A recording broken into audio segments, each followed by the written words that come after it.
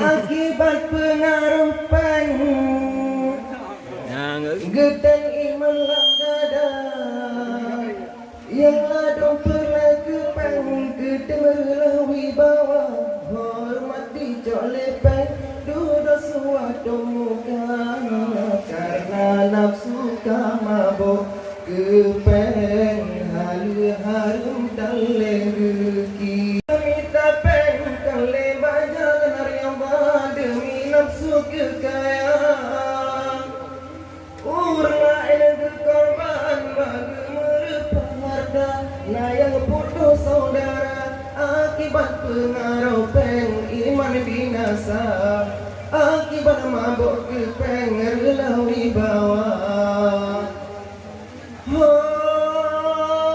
akibat pengaruh peng gedang iman lam dada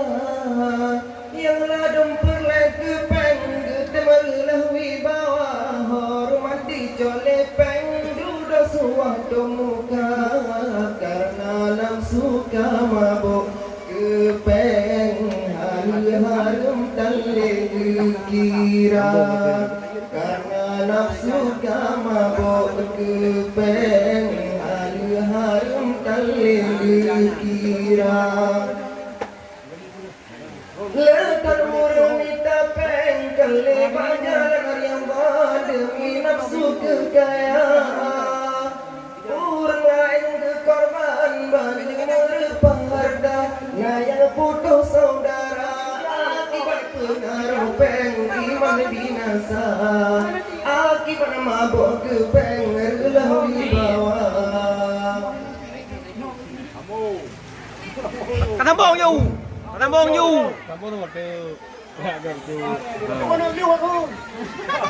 Katambong you.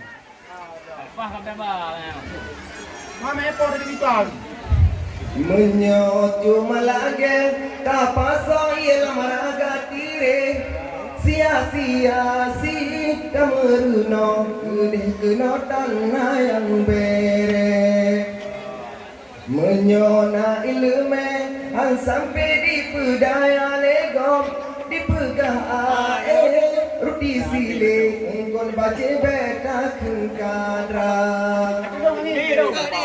bajun kaya wadilan donang dro Malaysia pahayuan dro ba urang lampung padahal ludong sekacamata pejulok gop kena kedih tanah yang bere menyona ilme an sampai di pedaya legok di pegah roti sile engkau baca beta kengkadra rugo tajak kuliah sikul panjang-panjang menyo ilme hana haba pasti luan anggro sikan gigo pakai tape menyohat doa pelaku pengalabu asa kaya menyohat doa pelaku anak tengku jika belaga menyo cuma lagi tak pasal ialah maraga tire sia-sia si kameruno kedih kena tanah yang bere. Assalamualaikum warahmatullahi wabarakatuh.